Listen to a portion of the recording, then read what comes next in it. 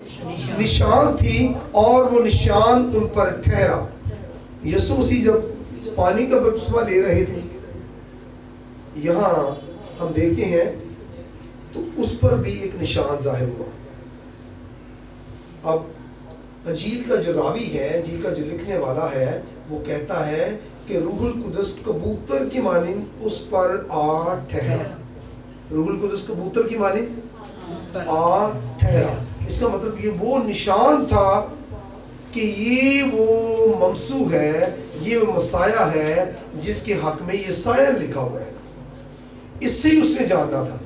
یوحنا اصطباغی نے اس نشان سے ہی جانا کہ یہ خدا کا برہ ہے جو جہاں کے گناہوں کو اٹھا لے جاتا ہے۔ یہ نشان تھا اس پر جو ٹھہرا۔ اور پھر آسمان سے آواز آئی۔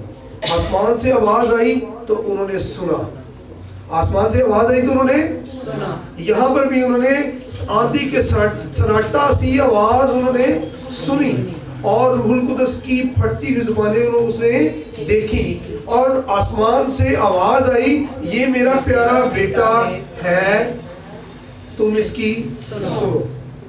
اور روح القدس کبوتر کی مانند اس پر آ ٹھہرا اور انہوں نے اسے دیکھا۔ یہ دونوں عمل جو ہے یسوع مسیح کے بپتسمہ کے طور پر جب انہیں پانی کا بپتسمہ لیا تو یہ دونوں علامات جو ہیں وہاں ظاہر ہوئی۔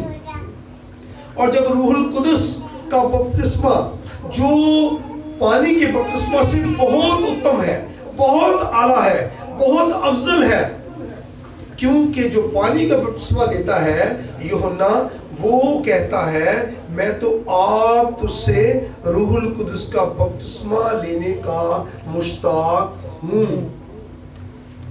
اور جو روح القدس کا بپتسمہ دینا جانتا ہے، جو دے سکتا ہے، جو دیتا ہے، وہ اس کے پاس تھا اور وہ اسے پہچانتا تھا، کیونکہ اس نے آواز کو بھی سنا تھا جو آسمان سے آئی، اور روح القدس کو کبوتر کی مانند اس پر ٹھہرتے ہوئے بھی دیکھا تھا۔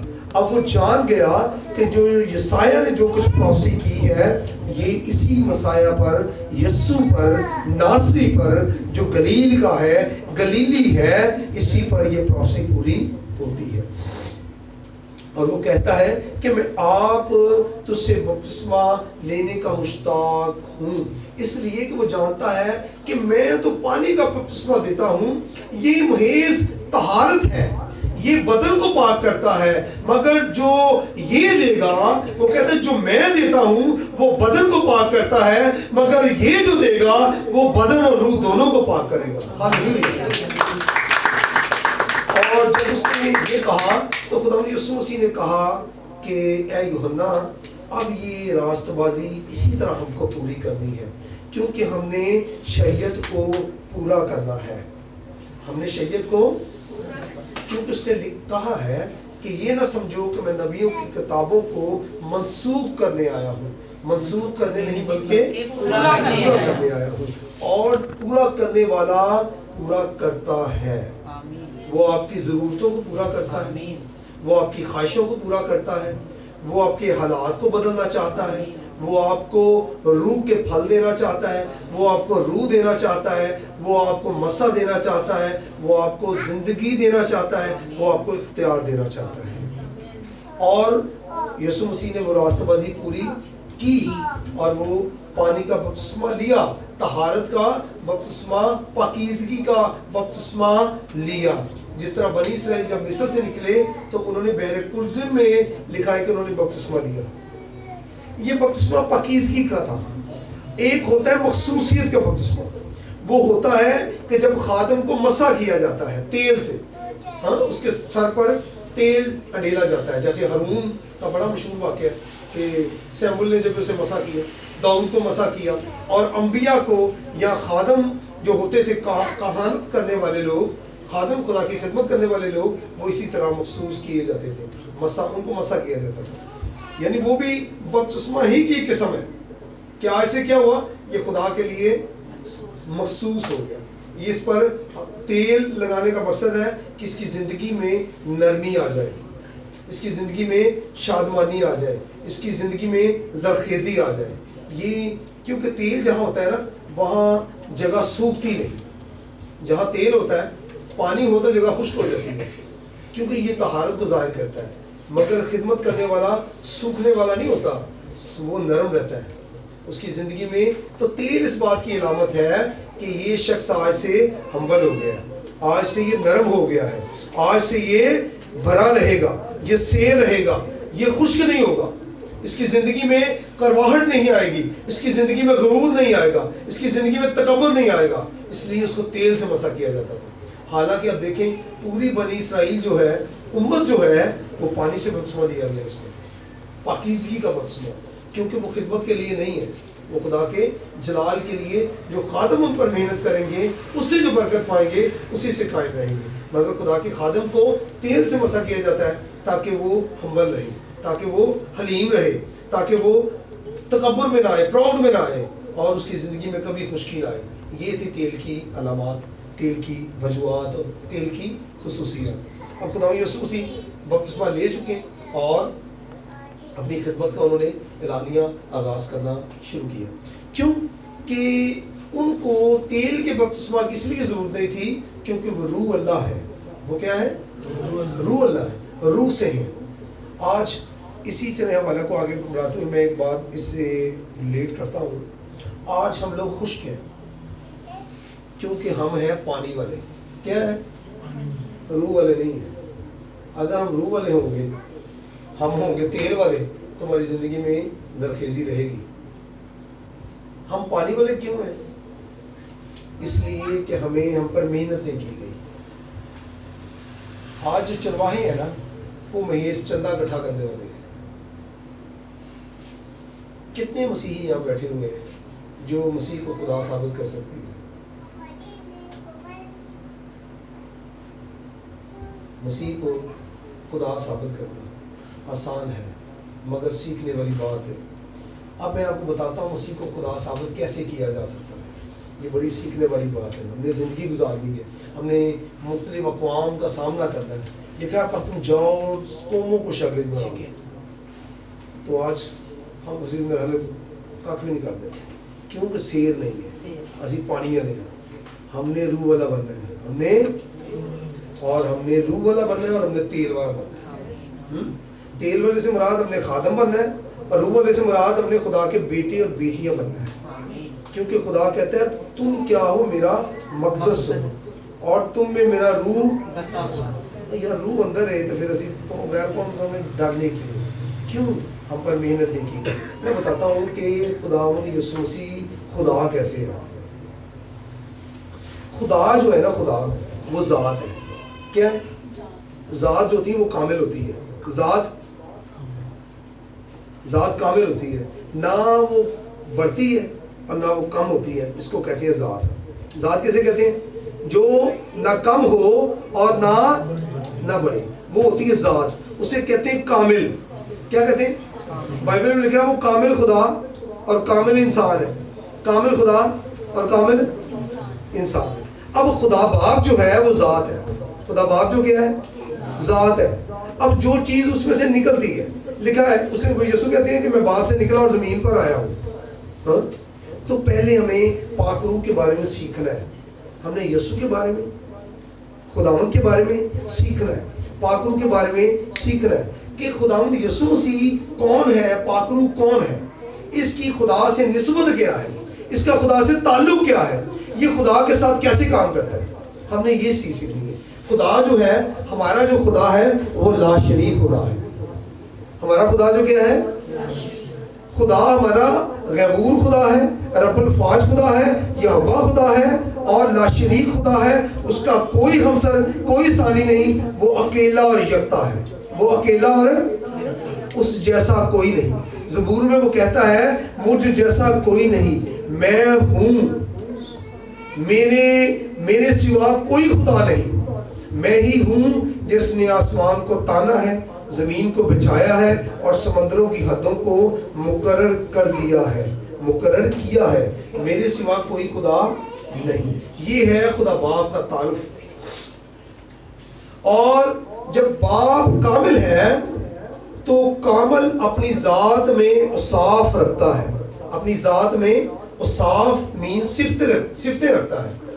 اب جب خدا کامل ہے تو نہ وہ کم ہوتا ہے اور نہ وہ بڑھتا ہے. یہ ہے کامل. اس کے معنی ہوتے ہیں کامل. خدا جو ہے وہ ذات ہے اور کامل ہے. ذات بھی ہے اور کامل بھی ہے. بیٹا اور پاک روح اس کی ذات کی اوصاف ہے. اس کی ذات کی اوصاف ہے, اس میں سے نکلتی ہیں. اور نکلنے سے مراد یہ ہے کہ وہ جہاں بھیجتا ہے وہ جاتے ہیں. اب بیٹے کو اس نے کدھر بھیجا ہے؟ زمین پر. بیٹے کو کدھر بھیجا؟ اور بیٹا جب زمین پر آیا تو اس نے باپ کی رضا کو پورا کیا. باپ جو ذات ہوتی ہے وہ کسی کے متحد نہیں ہوتے, کسی کے تابع نہیں ہوتی, کسی کی عبادت نہیں کرتی. اب خدا اگر ذات ہے تو وہ کیا کسی کی عبادت کرے گا؟ وہ کسی کی اطاعت کرے گا؟ نہیں کرے گا. باپ کسی کی اطاعت نہیں کرتا. لیکن جو اوصاف اس میں سے نکلتی ہے وہ چونکہ اس کی اوصاف ہوتی ہیں اور وہ اس کی صفت ہوتی ہے, وہ اس کی اطاعت کرتی ہے. اسی لیے خداوند یسوع مسیح لکھا ہے وہ رات بھر دعا کرتا رہا اور باپ سے باپ کی منشا اور رضا اور اپنی خدمت اس سے مانگتا رہا. اب دیکھیں جب وہ گیتسمنی باغ میں تھے تو وہ کہنے لگے باپ ہو سکے تو یہ پیالہ مجھ سے. اب باپ میں سے وہ تھا تو باپ کی وہ سن رہا ہے, باپ سے وہ التجا کر رہا ہے. اسی طرح پاک روح ہے. پاک روح بھی صفت ہے اور صفت کو بھیجا جاتا ہے. خدا نہیں جاتا کہیں بھی, صفت کو بھیجا جاتا ہے. پہلے اس نے اپنی صفت کو بیٹے کو بھیجا جس کو رسولوں نے کہا یہ کلام ہے. رسولوں نے کیا کہا ابتدا میں؟ خدا کی روح پانیوں کی سطح پر. اب یہ جو تھی اوصاف اس کی یہ ازل سے خدا کے حکم کے تابع کام کر رہی ہیں. یسایہ میں خداوند یسوع مسیح اپنے آپ کو حکمت کہتا ہے. کیا کہتا ہے؟ اور اسی لیے اس نے کہا نا کہ راہ پر زندگی میں ہوں. اب کیا ہوا؟ وہ کہتے ہیں کہ جب خدا آسمان اور زمین کو بنا رہا تھا میں وہاں موجود تھی. کیونکہ جو روح ہوتی ہے نا یہ نہ مونس ہوتی ہے نہ مذکر ہوتی ہے. یہ جس پیمانے میں ڈھلتی ہے وہی ہو جاتی ہے. اگر وہ بدن میں آئی ہے تو وہ انسان کہلانا شروع کر دیا, حالانکہ وہ انسان نہیں ہے. یسوع مسیح انسان ہے. بائبل کے علاوہ دنیا کی اور کتابیں کہتی ہیں وہ روح اللہ ہے. کیا ہے وہ؟ روح اللہ, کلمت اللہ. کلمت اللہ یعنی اللہ کا روح, اللہ کا کلام, اللہ کا یہ کلام ہے. اور بائبل اسے کہتی ہے اللہ کا بیٹا. کیونکہ بیٹا جو ہے یہ اس کے حب کو, اس کی قربت کو, اس کے قرب کو ظاہر کرتا ہے اور اس کی میراث کے وارث ہونے کو ظاہر کرتا ہے. اب کسی اگر کوئی غلام بلا لے, یسوع مسیح کو ایسے غلام پیش کیا جائے تو وہ باپ کی میراث کا حقدار بن سکتا ہے؟ نہیں بن سکتا. میراث کا حقدار کون ہوتا ہے؟ بیٹا. تو یہ لقب ہے اس کا. کیا ہے یہ بیٹا؟ کیا ہے اس کا؟ روح اس کا کیا ہے؟ لقب ہے. ہاں, حکمت کیا ہے؟ اس کا لقب ہے. یہ القاب ہے. یہ القاب سے یسوع مسیح کو تعارف کرایا گیا, اس کو ظاہر کیا گیا. لیکن وہ عجیب. اب یہ عجیب کیا ہے؟ عیسائی میں اس کا کیا کہا ہے؟ وہ عجیب, مشیر, خدا قادر, ابدیت کا باپ اور سلامتی کا. تو یہ ساری اس کی خدمت کے حصے ہیں. وہ عجیب ہے یعنی اس کی پیدائش عجیب ہے. بغیر باپ کے پیدا ہونا یہ اس کی عجیبیت کو ظاہر کرتا ہے. مشیر, اب خدا مشورہ نہیں لیتا لیکن یہ وہ مشیر ہے جو خدا کی سنتا ہے. خدا کو کسی کے مشورے کی ضرورت ہے نہیں ہے, مگر یہ ون سائڈ مشیر ہے. یہ کون سا مشیر ہے؟ جو صرف سنے گا اور عمل کرے گا. مشیر دو طرح کے ہوتے ہیں. ایک مشیر مشورہ دینے والا ہوتا ہے. بادشاہوں کو, بادشاہ جو ہوتے تھے نا وہ مشیر کو رکھتے تھے کہ مجھے بتائے میں جنگ کروں یا نہ کروں. وہ نبیوں سے پوچھتے اور وزراء سے پوچھتے کہ یہ کام کروں یا نہ کروں. اب بادشاہ جو چونکہ جسمانی بادشاہ, زمین کا بادشاہ کمزور ہے اس لیے وہ مشورہ لیتا ہے. مگر خدا اپنی ذات میں کامل ہے, وہ پاک ہے, اسے مشورے کی ضرورت نہیں مگر بھیجنے کی ضرورت ہے. ہاں, وہ مشیر, عیسائی میں اسے کہا گیا یسوع کو مشیر, یعنی یہ وہ مشیر ہے جس کو بھیجیں گے اور وہ عمل کرے گا. خدائے قادر. اب خدائے قادر کا مطلب ہے کہ جو ذات اس میں سے نکلی ہے یہ با اختیار ہے. یہ با اختیار ہے, یہ حکم مانے گی اور انسان کو فائدہ دے گی. اب یہ تو تھا تعارف خدا کا کہ خدا جو ہے وہ ذات میں کامل ہے، یہ صاف اس میں سے نکلتی ہے. اب چونکہ پاک روح مخلوق نہیں ہے، کلیسیاں اور دنیا کی جو بھی کلیسیاں وہ کچھ بھی کہتی رہیں، پاک روح مخلوق نہیں ہے، یسوع مخلوق نہیں ہے. جب یہ مخلوق نہیں ہے نا تو اس کی ان کی جو نسبت ہے وہ خدا سے ہے، جو تعلق ہے وہ خدا سے ہے. اور جب کسی کا تعلق اس چیز اس ذات سے ہوتا ہے نا تو وہ وہی ذات کہلائے گی. کیا کہلائے گی؟ جس ذات سے اس کی نسبت ہے، جس ذات سے اس کا تعلق ہے وہ وہی کہلائے گی. اب خداوند یسوع مسیح کا تعلق، پاک روح کا جو تعلق ہے وہ خدا کی ذات سے ہے. فرشتوں کا تعلق خدا کی ذات سے نہیں ہے کیونکہ فرشتے مخلوق ہیں. چرند پرند، حیوانات، نباتات، موجودات، حشرات، انسان، یہ سب مخلوق ہے. اس کا براہ راست تعلق خدا سے نہیں ہے، حکم سے تعلق ہے، قدرت سے تعلق ہے. مگر پاک روح کا اور یسوع کا تعلق جو ہے وہ خدا کی ذات سے براہ راست ہے. اسی لیے وہ کامل خدا اور کامل انسان کہلاتا ہے. اور یہ حکمت، منطق، فلسفہ، الہیات، ہر طور پر ہر علم اس بات کو مانتا ہے کہ جس سے جس کی نسبت ہوتی ہے وہ وہی ہوتا ہے. اب جب خدا نے آدم اور حوا کو برکت دی تو کہا تم پھلو پھولو اور بڑھو اور زمین کو معمور و محکوم کرو، آج سے تم دو نہیں ایک ہو. دو نہیں. تو جب آدم جو ہے وہ جب خدا ان کو برکت دیتا ہے تو وہ ایک سے دو سے ایک ہو جاتے ہیں، اور جو ہے ہی ایک سے وہ ایک کیوں نہیں ہے؟ وہ بھی ایک ہی ہے. یسوع اسی لیے لکھا ہے وہ کامل خدا اور کامل، وہ بدن میں بھی خدا ہے اور روح میں بھی خدا ہے کیونکہ اس کی نسبت خدا سے ہے. اور جس کی نسبت خدا سے ہوتی ہے، ہم مخلوق اس کو خدا کہیں تو کوئی اس میں شرک نہیں، کوئی اس میں قباحت نہیں، کوئی اس میں مسئلہ نہیں ہے. مگر جس کو ہم کہہ رہے ہیں وہ اپنے منہ سے خود کو خدا نہیں کہے گا کیونکہ وہ ہے اصاف، وہ ہے صفت، وہ اپنے باپ کو جلال دے گا جس سے وہ نکلا ہے. یسوع نے اسی لیے ہمیشہ خدا کی تابعداری کی ہے، خدا کی فرما برداری کی ہے، خدا کے حکم کو بجا لایا ہے کیونکہ اسے پتا تھا میں باپ سے نکلا ہوں، میں ذات سے نکلا ہوں. اور جو نکلتا ہے وہ اس کی پیروی کرتا ہے جس سے وہ نکلتا ہے، اور جس سے وہ نکلا ہے وہ خدا باپ ہے. سمجھ گئے اس بات کو؟ سمجھ گئے کہ خداوند یسوع مسیح خدا کیسے ہے؟ وہ خدا ہے. یہ اعلانیہ اظہار کرنے والی بات ہے، یہ اعلانیہ یقین کرنے والی بات ہے، یہ اعلانیہ اپنے ایمان کا حصہ بنانے والی بات ہے. اور اگر آپ اس بات کو سمجھ جائیں گے اور اپنے ایمان کا حصہ بنا لیں گے تو پھر خدا آپ کو اپنے جلال کے لیے استعمال کرے گا. رسولوں نے، نبیوں نے اس بات کو اپنے ایمان کا حصہ بنایا اور وہ خدا کے جلال کے لیے استعمال ہونا شروع ہوئے. ٹھیک ہے، یہ تھی خدا یسوع مسیح کے بارے میں بات. آگے بڑھیں. اب لکھا ہے 5ویں آیت میں، ہر قوم میں سے جو آسمان کے تلے ہے خدا ترس یہودی یروشلم میں رہتے تھے. اب دیکھیں اس پر غور کریں. اور ہر قوم میں سے جو آسمان کے تلے ہے خدا ترس یہودی یروشلم میں رہتے ہیں. اب ہر قوم میں سے، چل ٹائم کم ہے آگے بڑھتے ہیں. اب میں آپ کو سکھاتا ہوں. ہر قوم میں سے 5ویں آیت میں لکھا ہے اور ہر قوم میں سے جو آسمان کے تلے ہیں خدا ترس یہودی یروشلم میں رہتے تھے. اب خدا ترس کہاں رہتے ہیں؟ یروشلم میں. لیکن یہ دعوت جو تھی روح القدس کی، یہ عالمگیر دعوت تھی. اب اس عالمگیر دعوت کو ہم کیسے دیکھتے ہیں؟ 9ویں آیت کو دیکھیے تو لکھا ہے حالانکہ ہم پارتھی اور مادی اور الامی اور مسوپتمیہ یہودیہ.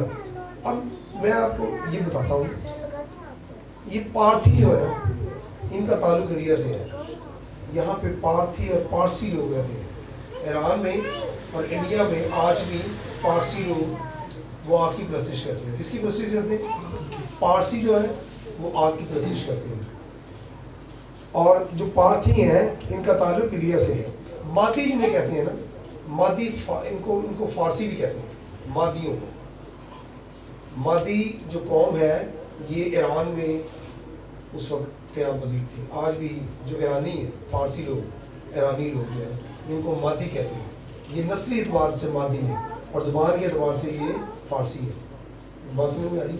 مادی یہ ایرانی لوگ ہیں. الامی یہ جو کنانی لوگ ہیں، الامی جو ہے یہ کنانی لوگ ہیں. اور مسوپتمیہ کہتے ہیں ترکی کو. کس کو کہتے ہیں؟ ترکی کو. ترکی یہ اتا ترک کی وجہ سے یہ ترکی ہوا ہے. انطاکیہ کی کلیسیا آتا ہے نا بائبل میں، بکاشوا میں بھی انطاکیہ کی کلیسیا، آسیہ کی کلیسیا، ان کا تعلق جو ہے یہ روم کے اس حصہ سے ہے جو ترکی کا حصہ ہے. ٹھیک ہے، تو یہ وہاں کے لوگ تھے جو اس وقت وہاں پر اکٹھے تھے. یہودیہ یہ فلسطین کا علاقہ ہے جو آج بھی مطلب جنگ و جدل ہی ہوتا رہتا ہے. یہ یہودیہ کا جو علاقہ تھا یہ موجودہ فلسطین ہے. اور پھر آسیہ بھی جو ہے یہ روم کا ہی، ترکی کا ہی علاقہ ہے. ٹھیک ہے جی. اور آگے آتا ہے مصر آتا ہے. مصر تو خیر آج بھی مصر ہی ہے، اس کا نام چینج نہیں ہوا. ٹھیک ہے جی. یہ سب جو تھے یہ وہاں، اور لکھا ہے کہ اور کریت کے رہنے والے اور عرب، یہ وہ قومیں تھی جو اس وقت وہاں پر موجود تھی. اور وہاں پر یہ سب قوموں کے لوگ وہاں پر موجود تھے. اور جب شاگردوں پر روح القدس نازل ہوا تو وہ اپنی اپنی زبان ان سے سن رہے ہیں، اپنے اپنے علاقہ کی زبان سن رہے ہیں. اور وہ لکھا ہے وہ حیرت زدہ ہو گئے، وہ حیران تھے کہ یہ میرے ہی علاقہ کی بولی بول رہے ہیں، کیونکہ روح القدس نے ان کو بولنے کی طاقت دی تھی. کیونکہ یسوع مسیح نے کہا تھا کہ تم جاؤ اور سب قوموں کو شاگرد بناؤ. اور ان کو قوت کا لباس مل گیا. اور جب قوت کا لباس مل گیا تو وہ جو قوموں میں انہوں نے جانا تھا ان کی نمائندگی بھی وہاں پر موجود ہے. ہر قوم میں سے تقریباً کم و بیش ہر علاقہ، مطلب پورا انڈیا لے لو، ایران لے لو، فلسطین لے لو، ترکی لے لو، ہاں مصر لے لو، فلسطین لے لو، تو یہ بہت بڑا ایک زمین کا بہت بڑا حصہ جو اس وقت آبادی کے لحاظ سے ان پر آدمیت موجود تھی، ان کی یہاں پر ہمیں موجودگی نظر آتی ہے. ٹھیک ہے. اور وہ سب عرب لے لو، رومی لے لو، رومیوں کو بھی یہاں پر ذکر ہے، عرب کا ذکر ہے، روم کا ذکر ہے، ہاں مصر کا ذکر ہے، فلسطین کا ذکر ہے، ترکی کا ذکر ہے. یہ وہ سب خطہ تھا جہاں پر اس وقت آبادی تھی، جہاں پر انسان آباد تھے. ٹھیک ہے. یہ جزیرے اور جنگل بعد میں آباد ہوئے ہیں، لیکن یہاں پر وہ جو یہ بیان کیا گیا نا وہاں پر جو موجود تھے. لیکن وہ سب حیران ہوئے. 12ویں آیت کو دیکھیں. اور سب حیران ہوئے اور گھبرا کر ایک دوسرے سے کہنے لگے یہ کیا ہوا چاہتا ہے. اب یہ کیا ہوا چاہتا ہے، یہ حیرت کو ظاہر کرتا ہے. کس کو ظاہر کرتا ہے؟ مطلب کوئی انبلیویبل چیز وجود میں آ جائے تو اس کو ہم کہیں گے یار یہ کیا ہوا چاہتا ہے. مطلب یہ تو ممکن ہی نہیں تھا، ایسا تو ہو ہی نہیں سکتا تھا، ایسا تو میری عقل مانتی ہی نہیں، ایسا تو انوائرمنٹ میں نہیں ہے، یہ کیا ہوا چاہتا ہے. یہ ہم دیکھتے ہیں پاک روح کی برکت سے ایسا ہوا. اب ہم دیکھتے ہیں پہلا جو ہے نا اس کا اعمال کا پہلا باب دیکھتے ہیں، اس کی 6 آیت کو دیکھتے ہیں. تو لکھا ہے پس انہوں نے جمع ہو کر اس سے پوچھا کہ اے خداوند کیا تو اسی وقت اسرائیل کو بادشاہی عطا کرے گا. اب رسول جو جمع ہوتے ہیں وہ قوت کے لیے تو جمع ہوتے ہیں، مگر اسرائیل کی بحالی کے لیے جمع ہو رہے ہیں. کس لیے جمع ہو رہے ہیں؟ کہ یار خداوند آسمان پہ چلا گیا ہے، ہم فتح پا گئے ہیں، ہمارا خداوند زندہ ہو گیا ہے، اب ہمیں اسرائیل کی بادشاہی ملے گی. ان کا جو پرپس تھا پیچھے وہ یہ نظر آتا ہے. تو وہ کہتے ہیں کہ یہ ہمیں آسمان کی بادشاہی کب ملے گی. ساتویں اور اس نے ان سے کہا ان وقتوں اور میعادوں کا جاننا جنہیں باپ نے اپنے اختیار میں رکھا ہے تمہارا کام نہیں ہے، لیکن جب روح القدس تم پر نازل ہوگا تو تم قوت پاؤ گے اور یروشلم اور یہودیہ اور سامنے میں بلکہ زمین کی انتہا تک میرے گواہ ہوگے. اب وہ ان کو دعوت دے رہے ہیں کہ تو نے کام کرنا ہے. اسرائیل کو کب بادشاہت ملے گی؟ یہ میرا کام ہے، یہ باپ کا کام ہے، وہ کب کس کو بادشاہت دیتا ہی نہیں. لیکن رسول ہمیشہ تک یہی تگو کرتے رہے کہ ہمیں بادشاہت مل جائے، ہم مطلب ہم غیر قوموں سے چھوٹ جائیں، ہماری روم سے ہماری جان چھوٹ جائے. اس وقت روم تھا. ٹھیک ہے جی.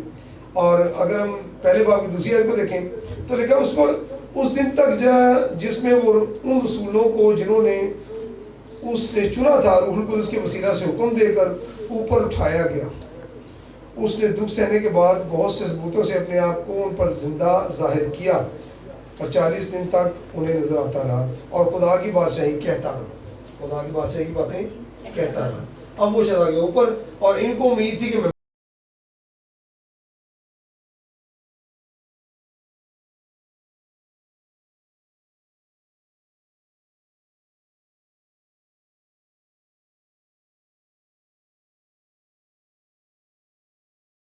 कहता नहीं रूहुल कुदस का लिबास लो और पूरी उम्मतों में जाओ और जाकर मनादी करो और ज़मीन की इंतहा तक मेरे गवाह बनो और जब मनादी पूरी हो जाएगी तो मैं आऊँगा और बादशाही तुम्हें मिलेगी क्योंकि मैं आऊँगा तुम्हारे दरमियान। यीशु जब आएंगे तो किन के दरमियान आएंगे? इसराइल के दरमियान। हम दुआ रब्बानी में क्या पढ़ते हैं? आदम को खुदा ने बनाया कि मेरी इबादत कर, वो नाकाम हो गया। तो बेटे को उसने बनाया कि तू इबादत कर और करवा और मैं तुम्हें हाकमियत दूंगा। सल्तनत उसके कंधे पर होगी, जो अजीब और मुशीर कहलाता है। सल्तनत उसके कंधे पर होगी, उसके खोले हुए को बंद नहीं कर सकता और बंद किए हुए को कोई खोल नहीं सकता। अब ये जो है ना, ये भी पूरा होना है, बादशाहत मिलनी है। मुकाशवा में लिखा है कि 1000 साल बादशाहत का आगाज जब यीशु ज़मीन पर आएंगे ना तो होगा। ये जो बादशाहत चाहते थे ना उस वक्त यीशु को दी जाएगी। और फिर लिखा है कि भेड़, बकरी और शेर ये एक ही जगह पर चरेंगे, एक ही जगह पर। शेर जो बकरी को नुकसान नहीं पहुंचाएगा और बकरी जो बेचारी शेर को भी नुकसान पहुंचाएगा, एक ही जगह पर मौजूद होंगे। ये बेज़रर उस वक्त होगी, बेखौफ हर मखलूक होगी। और ये जो खुदा का बेटा है, कलमा है, वो इस बादशाहत को कायम करेगा। और ये बादशाहत जब होगी तो मौत को और बदी की तस्वीरों को जगड़ दिया जाएगा 1000 साल के लिए। और जिन्होंने तौबा नहीं की होगी उनको मौका खुदा ने दिया है। असल में अगर हम दानियल के आखिरी चैप्टर में पढ़े ना तो लिखा है कि वो तेरे जी उठे बाज। अब बाज का मतलब होता है पूरे नहीं, बाज का मतलब क्या होता है? बाज हयाते अब्दी के लिए और बाज जिल्लत अब्दी के लिए। लेकिन बेटे ने ये मौका दिया है कि मैं 1000 साल बादशाहत करूँगा और बाप की मर्जी को पूरा करूँगा। क्या करूँ? जैसे तेरी मर्जी आसमान पर पूरी होती है। जब दुआ रब्बानी उसने हमें सिखाई है तो यीशु ने सिखाई है और इसका एक ख़ास पर्पज़ है, ख़ास एक मकसद है। वो मकसद ये है कि जब खुदा के बेटे की बादशाहत आएगी तो जिस तरह बाप की ये मर्जी आसमान पे पूरी होती है, बेटा भी बाप की मर्जी को पूरा ज़मीन पर कायम करेगा। आदम नाकाम हुआ, लिखा है कि पहला आदम गुनाह का बायस बना, मगर दूसरा आदम निजात का बायस बना, ज़िंदगी का बायस बना, पीरी और सलामती का बायस बना। और वो 1000 साल बादशाह जो है वो पाकरू उस वक्त हर तरफ ममूरी होगी। पाकरू का जलाल होगा, ना वहाँ दिन होगा ना वहाँ रात होगी। आपको दिन का भी एहसास नहीं होगा कि दिन कब हुआ और रात कब हुआ, क्योंकि वहाँ पर ना दिन और रात का तस्वर ही नहीं है। हर तरफ खुदा के रूह का जलाल है। खुदा जो है अपने लोगों को उस जलाल में दाखिल करना चाहता है। उसके लिए ज़रूरी है कि हम उसके बेटे पर ईमान लाएं, उसके बेटे की ज़ात को समझें, बेटे की औसाफ को समझें, रूहुल कुदस के बारे में गौर व गौस करते रहें, उस पर अपने उठते बैठते सोते जागते हमने रूहुल कुदस को अपनी ज़िंदगी में दावत दी। ये जो बदन है ना, अब खुदा ने कहा पहली हाइकल बनी, फिर बनी, फिर गिर गई, फिर बनी, फिर गिर गई, फिर बनी। तो खुदावंद यीशु मसीह जो फातेह हुआ ना, उसने मौत और कब्र पर फतह पाकर उस मक़दस को हाइकल बना दिया। और जो उससे निस्बत रखते हैं, जो उसके हैं, लिखा है वो मेरे लोग होंगे और मैं उनका खुदा होऊंगा। अब आप और मैं क्या है? खुदा के लोग हैं। और जो मक़दस यहूदियों ने ढाया और कब्र में दफना दिया, खुदा ने उसी मक़दस को जिंदा कर दिया और उसमें रूहुल कुदस भर दिया, उसमें ज़िंदगी भर दी, उसमें अपनी मंशा भर दी। और वो अब वो जो जीता है तो वो अज़ल तक जीता है, अज़ल तक जीता है, वो मरेगा नहीं।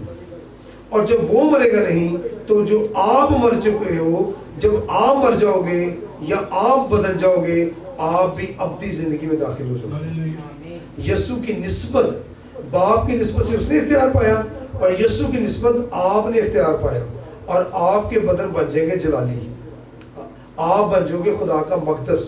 ابھی جب زمین پر آپ خدا کے مقدس ہو تو اس میں آپ نے پاک روح کو اپنی زندگی میں دعوت دینی ہے۔ ہر روز آپ نے پاک روح کو جلال دینا ہے، ہر روز آپ نے اپنے مقدس میں ان شمعدان یا ان چراغوں کی مانند جو اس میں ہائیکل میں جلتے تھے نا، عبادت اور شکر گزاری کے ذریعے سے اپنے بدن میں اس روح کے چراغ کو جلانا ہے، اور آپ خدا کا مقدس ہو۔ آپ کا خیمہ گر بھی جائے گا نا تو خدا اس خیمے کو پھر کھڑا کرے گا۔ آپ بدنی خیمہ گرتا تھا پھر بن جاتا تھا، آپ کا خیمہ ایک بار ہی گرے گا اور جو بنے گا وہ ازل تک قائم رہے گا۔ ہاللیلویہ۔ یہ خدا کے بیٹے یسوع کی قدرت اور اس کے اختیار سے اور روح القدس کی منشا سے خدا کا منصوبہ ہے۔ پولس کیا کہتے ہیں؟ جینا میرے لیے مسیح میں نفع ہے، جینا میرے لیے مسیح ہے اور مرنا میرے لیے نفع ہے۔ جینا میرے لیے مسیح ہے، یعنی میں جب تک جیوں گا مسیح کے نام کو جلال دوں گا، اور جب میں مر جاؤں گا تو اسے پتہ ہے کہ میں جلایا جاؤں گا، میں تعمیر کیا جاؤں گا، میں اٹھایا جاؤں گا۔ کیوں؟ کیونکہ وہ خدا کا مقدس ہے، اور خدا اپنے مقدس کو گرا رہنے نہیں دیتا، وہ اس کو اٹھاتا ہے اور اس میں زندگی کا دم پھونکتا ہے، اور جب آپ اٹھائے جاؤ گے، زندہ کیے جاؤ گے، قائم کیے جاؤ گے، تو یسوع کے جلال کے لیے آپ ابدی رہنے والے ہو، اور جب آپ ابدی رہنے والے ہو تو آپ ابدی مکانوں میں جانے والے ہو۔ ہاللیلویہ۔ اور ابدی مکان جو آسمان پر ہے، آپ کا میرا خدا آسمان پر ہے، پاک روح آسمان پر ہے، اس کا بیٹا، اس کا کلام اور اس کا روح، اس کی ذات کی اوصاف، وہ سب آسمان پر ہے، اور آپ بھی آسمان پر جاؤ گے۔ تھوڑا اس کے نام سے